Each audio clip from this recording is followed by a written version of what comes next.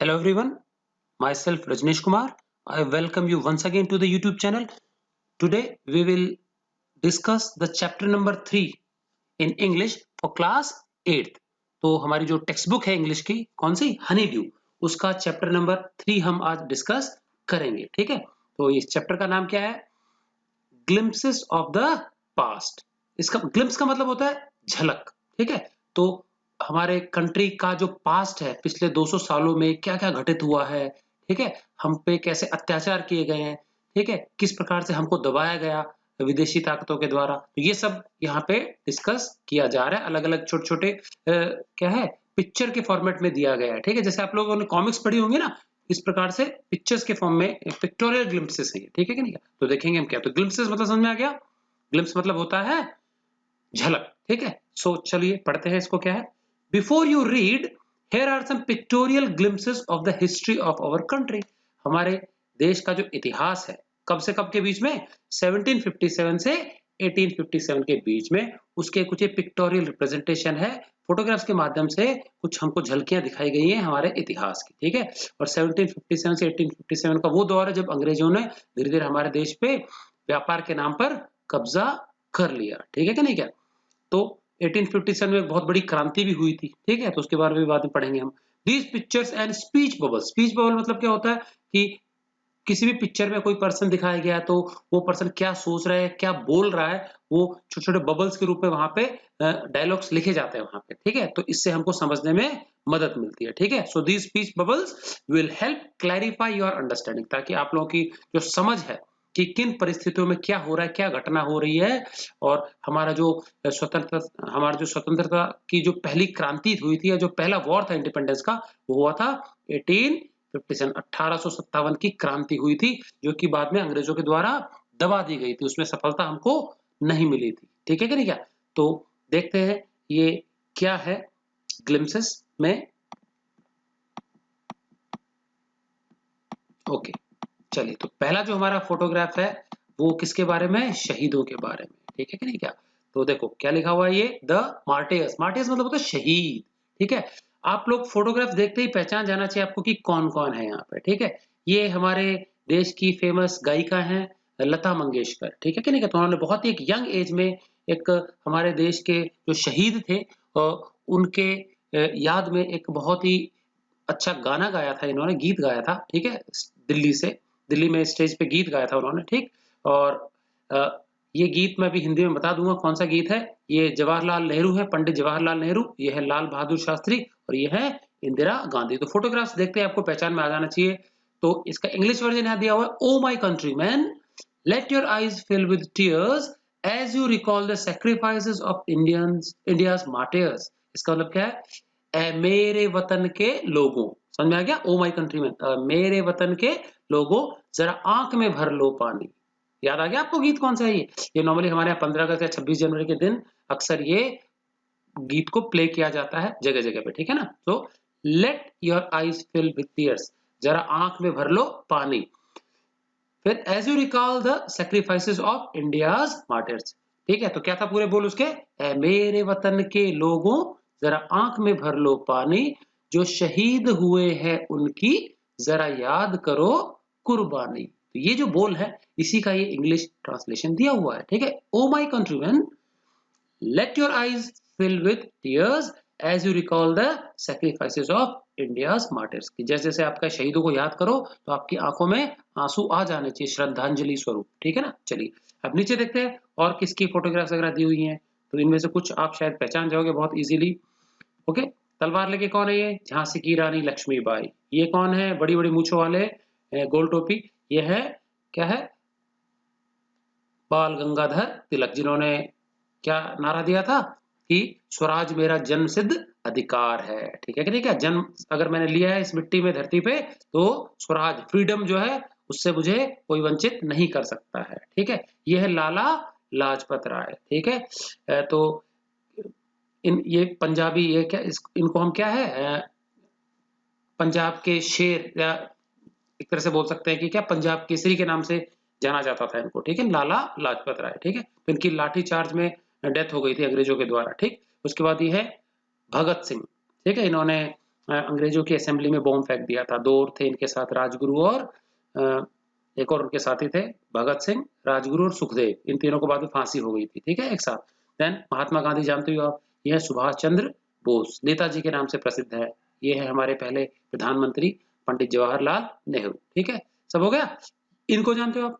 ये हमारे देश के आखिरी मुगल बादशाह हैं, बहादुर शाह जफर। समझ में आ गया कि नहीं, कि इनको बाद में कैद कर दिया गया था लाल किले में, ठीक है ना। तो ये हमारे कुछ फ्रीडम फाइटर्स की लिस्ट है, तो आप लोग इनको थोड़ा ध्यान से देख करके समझने की कोशिश कीजिए, पहचानना आना चाहिए आप लोग को, ठीक है कि नहीं। चलिए तो चलते हैं हमारे अगली स्लाइड पे।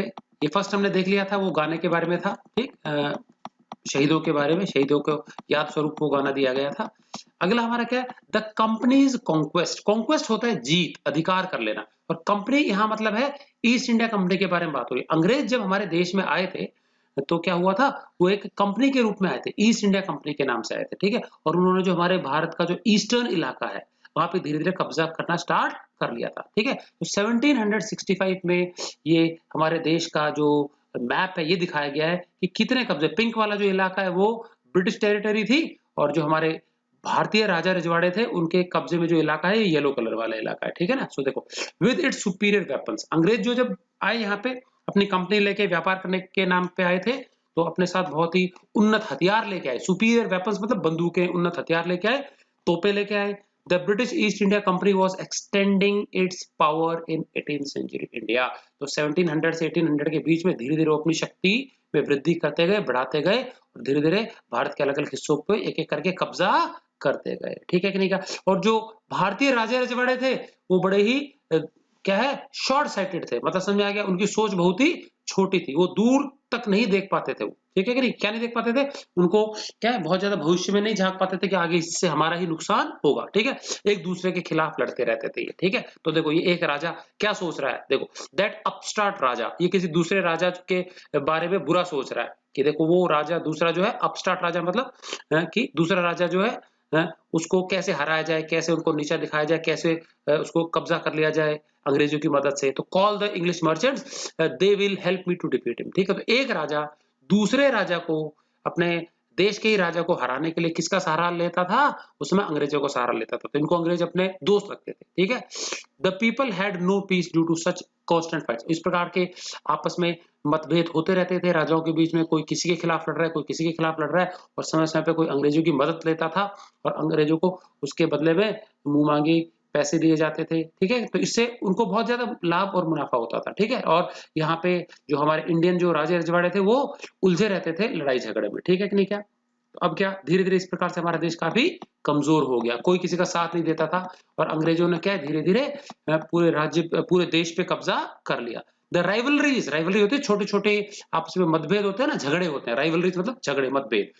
Helped the East India company, और इससे क्या है, उसको फायदा ही होता था, समझ में आ गया। जब राजाओं के बीच में बनती नहीं थी, अनबन होती थी, तो इसका फायदा कौन उठाते थे, अंग्रेज उठाते थे। उनकी पॉलिसी भी थी डिवाइड एंड रूल, ठीक है। तो फूट डालो और राज करो। तो राजाओं के बीच में फूट डलवाते थे, उनको लड़वाते थे, किसी एक की तरफ से लड़ते थे, और फिर उसमें अपना लाभ लेते थे वो, ठीक है, कब्जा कर लेते थे छोटे प्रिंसेस जो होते थे या छोटे जो टेरिटरीज होती थी।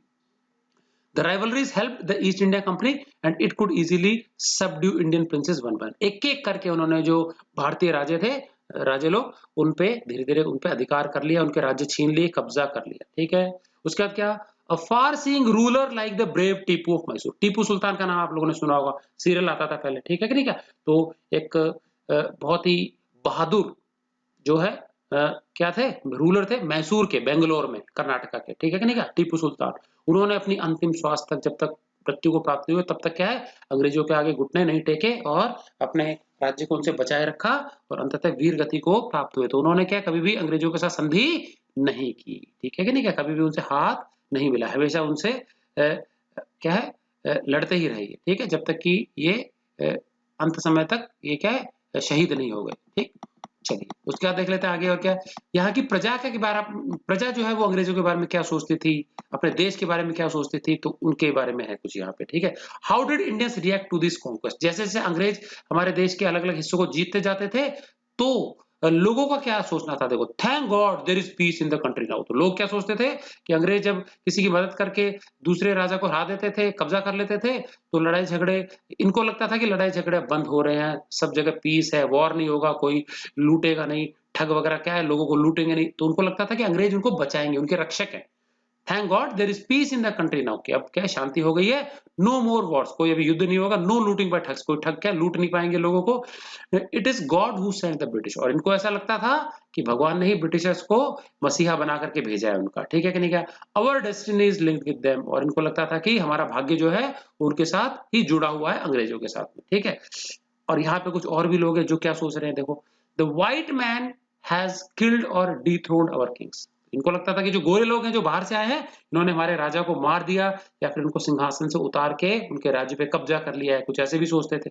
नाउ देखो, सम किंग्स वर नॉट गुड, कुछ राजा अच्छे नहीं थे, लेकिन फिर भी ये लोग क्या सोच रहे हैं कि है तो आखिर इस देश के ही वो, समझ में आ गया, इस लैंड के ही है, इस धरती के ही है वो राजा। तो हम क्या है, हमको उनका साथ देना चाहिए, अंग्रेजों के खिलाफ होना चाहिए, ठीक है ना। Now we have become slaves of foreigners, तो इनको लगता था कि अब क्या है, हम विदेशों के क्या हो गए हैं, विदेशियों के गुलाम हो गए, अंग्रेजों के गुलाम मात्र बन के रह गए। तो कुछ लोग क्या है ऐसा भी सोचते थे, ठीक है ना। तो ये उनके थॉट्स हैं, रिएक्शंस हैं, जैसे जैसे अंग्रेज हमारे देश पे कब्जा करते जा रहे थे, ठीक है कि नहीं क्या। चलिए अगला क्या है हमारा, अगला देखते हैं, ब्रिटिश रूल। तो 1765 के इंडिया से 1765 से लेकर 1836 तक क्या क्या हुआ, यहाँ पे ब्रिटिशर्स ने कैसे राज किया, क्या क्या उन्होंने क्या है अत्याचार किए देशवासियों पे, वो देखेंगे हम। रिलीजियस लीडर्स, जो धार्मिक जो नेता होते थे, लीडर्स होते थे, प्रीस्ट, वो लोग क्या संदेश देते थे, समाज में क्या संदेश देते थे, उन्होंने फैलाया आइडिया, किसका idea, untouchability and child marriage, समझ में आ गया। छोटे यंग एज में ही शादियां करवा दी जाती थी लोगों की, बच्चों की, ठीक है। एंड अनटचेबिलिटी मतलब तो छुआछूत का व्यवहार, समझ में आ गया कि नहीं क्या। इसको प्रसारित किया, समाज में ये फैला दिया उन्होंने, ठीक है कि नहीं क्या। और कैसे कैसे देखो, ऊट पटांग चीजें लोगों को मानने पर मजबूर किया। Anyone who crosses seas loses his religion, उन्होंने फरमान जारी कर दिया कि यदि कोई भी समुद्र के पार गया, विदेश गया, तो समझो कि उसका धर्म भ्रष्ट हो गया, वो अपने धर्म से हाथ धो बैठता था, ठीक है कि नहीं क्या। उसको क्या है, जाति से बाहर निकाल दिया जाता था, किसी प्रकार से लोग उसको समर्थन नहीं करते थे।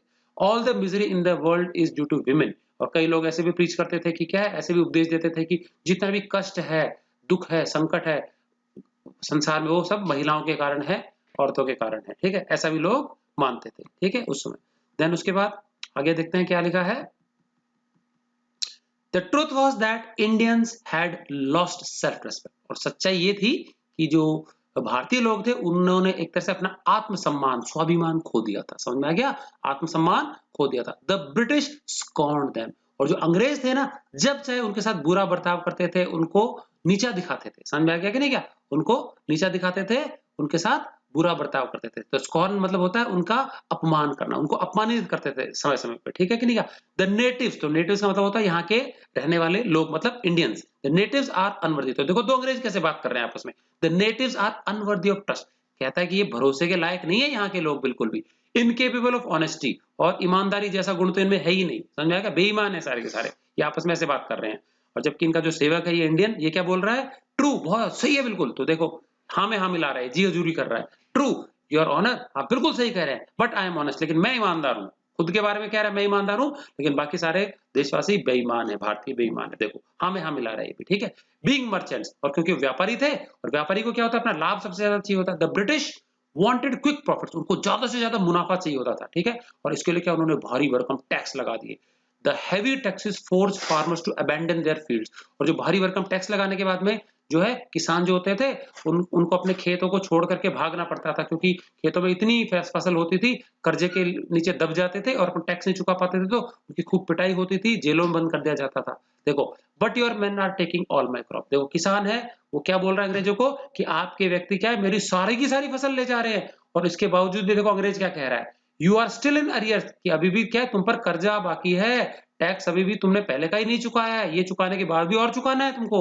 If you don't pay next week, अगले हफ्ते तक अगर नहीं दिया तो तुमको जेल में डाल दिया जाएगा। तो इस प्रकार से उनको दबाया जाता था, उनका दमन किया जाता था, शोषण किया जाता था, भारी भरकम टैक्स लगाया जाता था, तो बेचारे गरीब, गरीब, गरीब होते गए, ठीक है नहीं क्या? और इसके कारण क्या हुआ देखो, इनएविटेबली अंततः क्या हुआ? फेमाइन्स फॉलोड, अकाल पड़ने लगा। लोगों ने भोजन उत्पादन करना बंद कर दिया, उगाना बंद कर दिया, क्योंकि सब कुछ तो अंग्रेज ही छीन ले जाते थे। खाने-पीने के लिए दाने नहीं होते थे। तो इससे क्या है? बहुत भयंकर अकाल पड़ा। बिटवीन 1822 एंड 1836, 1822 से लेकर के 1836 के बीच में इतने अकाल पड़े, भोजन की कमी हो गई देश में, 15 lakh Indians died of starvation, और सिर्फ 15 लाख जो भारतीय थे, वो सिर्फ और सिर्फ भूखों मर गए। समझ में आ गया? भोजन की कमी से ही, भूख से ही तड़प-तड़प के मर गए। ठीक है? Still the British invented other methods which gave them more profit, और इसके बावजूद भी क्या है? उनको बिल्कुल रहम नहीं आता था अंग्रेजों को। उन्होंने और नए-नए तरीके खोज निकाले लाभ कमाने के। समझे? कौन से लाभ, कैसे लाभ कमाए इन्होंने? देखो अभी क्या करते हैं वो लोग? वो लोग यहाँ से कच्चा माल शिप्स के माध्यम से अपने देश भेजते, इंग्लैंड भेजते, वहां पे अपनी फैक्ट्रीज वगैरह में जो है फिनिश प्रोडक्ट को बनवाते और वहां से फिर वापस ला करके इंडिया में इनको बेचते। और जब भी बाहर से इंडिया में कोई सामान आता था, इंपोर्ट होता था, आयात होता था, तो उस पे नॉर्मली कोई भी देश ड्यूटी लगाता है, कर लगाता है, तो इंपोर्ट ड्यूटी इन्होंने फ्री कर रखी थी अपने देश की, ठीक है कि नहीं का? तो कोई इंपोर्ट नहीं होता, तो कोई ड्यूटी नहीं लगती थी, टैक्स नहीं लगता था, तो इस तरह से भारी मुनाफा कमा करके वो अपने देश को अमीर बना रहे थे, हमारे देश को लूट खसोट रहे थे। The goods manufactured in England should not have any import duty. समझ में आ गया? कोई भी इंपोर्ट ड्यूटी उन्होंने नहीं लगाई। इंग्लैंड से जो भी सामान बन के देश में आता था हमारे, व्हेन ब्रॉट इनटू इंडिया, जब इंडिया में सामान आता था तो उस पर कोई भी टैक्स नहीं लगता था, ठीक है कि नहीं? तो इससे बहुत मुनाफा होता था उनको। A good idea. तो देखो आपसे बात कर रहे हैं कि ड्यूटी हटा देते हैं, बाहर से जो बन के सामान इंडिया में आएगा कोई ड्यूटी नहीं रहेगी। The East India Company laws began to cripple Indian industries, और इस तरह से जो भी कच्चा माल है सारा विदेशों में जाने लगा, इंग्लैंड में जाने लगा, वहां के प्रोडक्ट्स भारतीय मार्केट में आने लगे, लोगों को वही खरीदने पर मजबूर किया जाने लगा, और इस तरह से जो भारतीय कंपनियां हैं, देसी कंपनियां जो है, वो धीरे-धीरे अपंग हो गई, लाचार हो गई, और उन्होंने धीरे-धीरे काम करना बंद कर दिया, कर्जे में डूब गई। The British policies ruined the expert artisans and their business। ठीक है? और जो ब्रिटिश पॉलिसीज, उनके जो लॉज, उनके जो कानून है, ऐसे हुआ करते थे, पॉलिसीज उनके जो ऐसी होती थी कि it ruined the expert artisan होते हैं कारीगर, जो कुशल कारीगर होते हैं। समझ में आ गया? जैसे कढ़ाई का काम करते हैं, बुनकर होते हैं, ठीक है कि नहीं? क्या फार्मर्स हैं, ठीक है कि नहीं? क्या जो कारीगरी का काम करते हैं, कारपेंटर्स वगैरह हो गए, ठीक है कि नहीं? क्या पेंटर्स हो गए, ये जो कुशल कारीगर होते थे, इनका भी सारा बिजनेस चौपट हो गया। समझ में आ गया कि नहीं? कहा, और उनको भी कोई काम धंधा नहीं मिला, सब बेरोजगार हो गए, भूखों मरने की नौबत आ गई। तो ये किया अंग्रेजों ने हमारे देशवासियों के साथ में, ठीक है? चलिए इसके बाद आगे चलते हैं। राजा राम मोहन रॉय, ठीक है? ये एक बहुत ही अच्छे पढ़े लिखे स्कॉलर थे, बंगाल से बिलोंग करते थे, ठीक है कि नहीं? क्या तो Raja Ram Mohan Roy, a learned man from Bengal, एक सुशिक्षित परिवार को बिलोंग करते थे, खुद भी बहुत ज्यादा शिक्षित थे, Bengali. Understood what was wrong with the country, उनको समझ में आ गया था कि क्या है, हमारे देश के साथ क्या गलत हो रहा है। Let us not despise ourselves, तो उनका कहना था कि हमको अपने आप को कम नहीं आंकना चाहिए, तुच्छ नहीं समझना चाहिए, हीन नहीं समझना चाहिए। तो डिस्पाइज मतलब तुच्छ समझना, अपने आप को कम आंकना, अपने आप को हीन समझना कि हम कम नहीं है किसी भी मायने में, ठीक है? और एंशियंट कल्चर इज ग्रेट, हमारा जो संस्कृति है बहुत पुरानी है और बहुत ही महान संस्कृति है वो हमारी। And we are capable of great achievements, ठीक है? ग्रेटर अचीवमेंट, और हम बहुत अच्छी अच्छी बड़ी बड़ी महान उपलब्धियां हासिल कर सकते हैं, हम उसमें पूर्णतः सक्षम है, हम बड़ी बड़ी उपलब्धियां हासिल कर सकते हैं, ठीक है? We must first reform our society, लेकिन इसके लिए सबसे पहले हमको हमारे समाज में सुधार की आवश्यकता है। तो रिफॉर्म का मतलब होता है सुधार, सोसाइटी मतलब समाज, तो सामाजिक सुधार की बहुत ही आवश्यकता है। सुपरस्टिशंस हैव बीन रूइनिंग अस, और उनका मानना था कि जो सुपरस्टिशन है, अंधविश्वास है, वो क्या है, हमारे को बर्बाद कर रहे हैं, तबाह कर रहे हैं, ठीक है कि नहीं? क्या he told his wife Uma, और वो अपनी वाइफ उमा से क्या कहते थे? Cows are of different colours, जैसे गायें जो होती है कई कलर्स में होती है, ब्राउन होती है, व्हाइट होती है, ब्लैक होती है, but the colour of their milk is same, लेकिन उनका जो दूध होता है वो हमेशा क्या, सफेद ही होता है। Different teachers have different opinions, but the essence of every religion is same. तो उनका मानना था कि अलग अलग शिक्षक हो सकते हैं, उनका राय मत अलग अलग हो सकता है, लेकिन जो शिक्षा है उसका आधार एक ही होता है। सारे जो धर्म होते हैं वो सब एक ही प्रकार की शिक्षा देते हैं, सबका गोल एक ही है, ये धर्म एक दूसरे से अलग बिल्कुल भी नहीं है। तो सबकी शिक्षाएं एक ही गोल की तरफ लीड करती है। शिक्षक अलग अलग हो सकते हैं, उनके मत अलग हो सकते हैं, बट सबका ऑब्जेक्टिव ध्येय एक ही है, ठीक है कि नहीं? क्या तो ये उनके ऊंचे विचार थे, किसके? राजा राम मोहन रॉय के, तो उन्होंने बहुत सारे प्रयास किए, सती प्रथा के खिलाफ खूब उन्होंने काम किया। पहले महिलाएं जो होती थी पति की मृत्यु के बाद में खुद चिता के साथ जल जाती थी, सती प्रथा कहा जाता था, उसका उन्होंने भरसक विरोध किया, ठीक है कि नहीं क्या। देन उसके बाद जो विधवा विवाह है उसको उसके उसके प्रति लोगों का बहुत ज्यादा आक्रोश होता था, तो उसके खिलाफ भी उन्होंने बहुत काम किया, ठीक है कि नहीं क्या, विधवाओं को सम्मान दिलाने के लिए। देन उसके बाद और क्या है देखो यहाँ पे, he was attracted by science and modern knowledge, ठीक है। वो किसके प्रति आकर्षित होते थे, विज्ञान के प्रति, मॉडर्न नॉलेज, आधुनिक जो विज्ञान है, ज्ञान है, उसके प्रति उनका बहुत ही आकर्षण था, उनके प्रति उनका बहुत लगाव था। Knowledge should be practical and scientific, उनका मानना था कि जो भी हम ज्ञान अर्जित करें वो प्रैक्टिकल होना चाहिए, उसको हमको यूज करना भी आना चाहिए हमारे लाभ के लिए, समझा गया, कि हम जो भी ज्ञान अर्जित करें, कौशल अर्जित करें, वो हमारे जीवन में हमारे काम आना चाहिए, प्रैक्टिकल ज्ञान हमको अर्जित करना चाहिए, ठीक है कि नहीं क्या। एंड साइंटिफिक नॉलेज हमको प्राप्त करना चाहिए जो हमारी हेल्प कर सके जीने में, ठीक है। ही क्रॉस द सीज, और वो समुद्र के पार गए, विदेश गए, वेंट टू इंग्लैंड, अंग्रेजों के देश में भी गए, इंग्लैंड, टू सी, देखने के लिए, कि what made the British powerful, कि ये इतने शक्तिशाली कैसे हैं। देयर ही टोल्ड देम, और वहां जाके उन्होंने इंग्लैंड में ब्रिटिशर्स को क्या बोला, उन्होंने उनको बताया, we accept you as rulers, कि हम आपको क्या है, रूलर्स के रूप में स्वीकार करते हैं, रूलर मतलब शासक के रूप में आपको स्वीकार करते हैं, लेकिन you must accept us as subject, और आपको भी हमको क्या है, सब्जेक्ट है, सब्जेक्ट का मतलब है प्रजा, जैसे आप अपने आप को शासक समझो, तो हम भी क्या है, आपकी प्रजा है, आपको हमको प्रजा के रूप में स्वीकार करना होगा। और हर शासक का कर्तव्य है, उसके ऊपर जिम्मेदारी होती है कि वो अपने सब्जेक्ट्स का ध्यान रखे, अपनी प्रजा का ध्यान रखे। तो बट यू मस्ट रिमेंबर, आपको याद रखना होगा, the responsibility ruler owes to his subject, की एक जो शासक होता है उसका कर्तव्य क्या होता है, उसकी जिम्मेदारी क्या होती है अपने प्रजा के प्रति, उसको आपको ध्यान रखना होगा, आप शोषण नहीं कर सकते, ठीक है। तो ये उनके विचार थे हमारे देश के प्रति, ठीक है ना। राजा राम मोहन रॉय तो एक बहुत ही अच्छे रिफॉर्मर थे, ये सामाजिक रिफॉर्मर थे, सुधारक थे, समाज सुधारक, ठीक है। ही स्टार्टेड न्यूज़पेपर, और अंग्रेजों की जो भी गलत नीतियां होती थी उसके खिलाफ उन्होंने कई बार न्यूज़पेपर स्टार्ट किया, लेकिन जो शकी मिजाज वाले जो अंग्रेज होते थे बार बार उनको न्यूज़पेपर को बंद करवा देते थे, ठीक है। देखो ही स्टार्टेड न्यूज़पेपर्स, ठीक है, कई बार उन्होंने अपने पत्र न्यूज़पेपर निकाले, बट द सस्पिशियस ब्रिटिशर्स, जो शकी मिजाज वाले जो ब्रिटिशर्स होते थे, शंका के कारण क्या है, उनको शक के कारण उनको उन्होंने बंद करवा दिया 1823 में, क्लियर है। ये था राजा राम मोहन रॉय के बारे में, क्लियर है। चलिए आज की वीडियो में हम, या चलिए एक और हम कर लेते हैं आगे, एक और पार्ट कर लेते हैं, ऑपरेशन। ऑपरेशन मतलब होता है दमन करना, दबाना, समझ में आ गया। ऑपरेशन होता है दमन करना, शोषण करना, ठीक है। तो क्या है देख लेते हैं, ये है 1765 से लेकर 1835 तक कैसे हमारे देश में हमारे नागरिकों को उन्होंने, देशवासियों को पे अत्याचार किए, उन पे उनको उनका दमन किया, शोषण किया। But the British continue to oppress Indians, हमारे जो देशवासी थे, भारतीय थे, उनको लगातार उन्होंने उनका शोषण करना, उनको दबाना जारी रखा। इन 1818 और 1818 में क्या किया, दे हैड पास्ड रेगुलेशन 3, उन्होंने एक कानून पारित कर दिया, रेगुलेशन 3 क्या कहता है ये, अंडर इट, और इसके तहत क्या था, an Indian could be gelled without a trial in a court, किसी भी भारतीय को सीधा जेल में डाला जा सकता था बिना उस पे मुकदमा चलाए, बिना उसका पक्ष सुने, उसको कोर्ट में ले जाने के बजाय डायरेक्ट उसको जेल में डाला जा सकता था, उसका पक्ष सुने बिना उसको जेल में डाला जा सकता था। ये कानून उन्होंने अपने लाभ के लिए पारित कर दिया। All the time British officers in India Drew big salary, जब तक वो ब्रिटिशर्स यहाँ रहे, ऑफिसर्स रहे, वो क्या है, मोटे मोटे सैलरीज लेते रहे, बड़ा बड़ा उन्होंने क्या बहुत लाभ कमाया, और साथ में प्राइवेट बिजनेसेस में भी उन्होंने अपना भाग्य चमकाया, खूब समझ में आ गया। तो बिजनेस तो बिजनेस किया, साथ में मोटी मोटी सैलरी भी उन्होंने ली, सेना को पाला अपने साथ, ठीक है। उसके बाद क्या, इन 1829 क्या किया, 1829 में बताओ, 1829 में क्या हुआ, Britain was exporting British goods worth 7 crore rupees to India, समझा गया। 1829 के वर्ष में ब्रिटेन उस वक्त क्या है, लगभग 7 करोड़ रुपए का जो सामान है वो एक्सपोर्ट करता था हमारे देश में, वहां से ब्रिटेन से आता था, और यहाँ के देशवासी उसको खरीदते थे, और जो भी धन होता था वो सब ब्रिटेन पहुंचता था।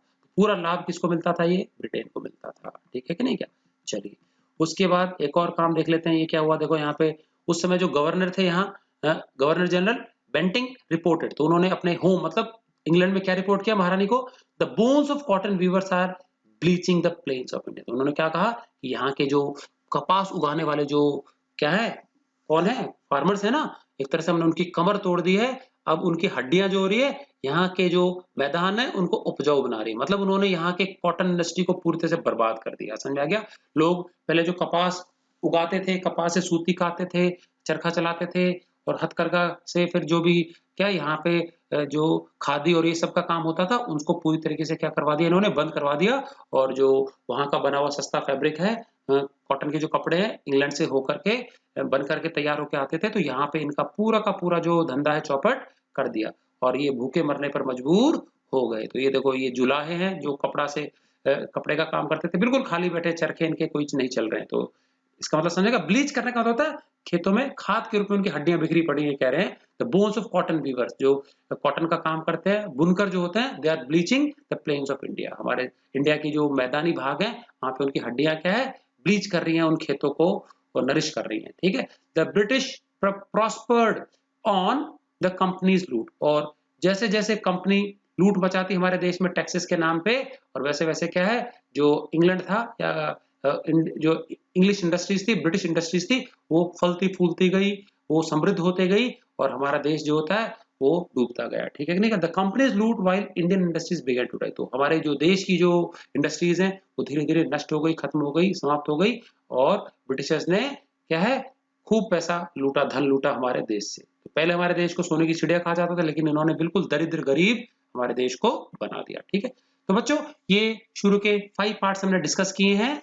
आने वाले वीडियो में हम इसके आगे के 4 और पार्ट्स रह गए, टोटल 9 पार्ट्स हैं, वो डिस्कस करेंगे। तो ये था इस चैप्टर का पार्ट 1। नेक्स्ट वीडियो में हम पार्ट 2 डिस्कस करेंगे। आई होप आपको अच्छे से समझ में आया होगा। तो एक बार इसको पूरा रीडिंग मार लेंगे थरली, एंड इंपॉर्टेंट जो वर्ड्स है उसके मीनिंग्स आप नोट कर लेंगे। क्लियर है। क्वेश्चन से हम इसके बाद में डिस्कस करेंगे। क्लियर है। Okay, thanks for watching.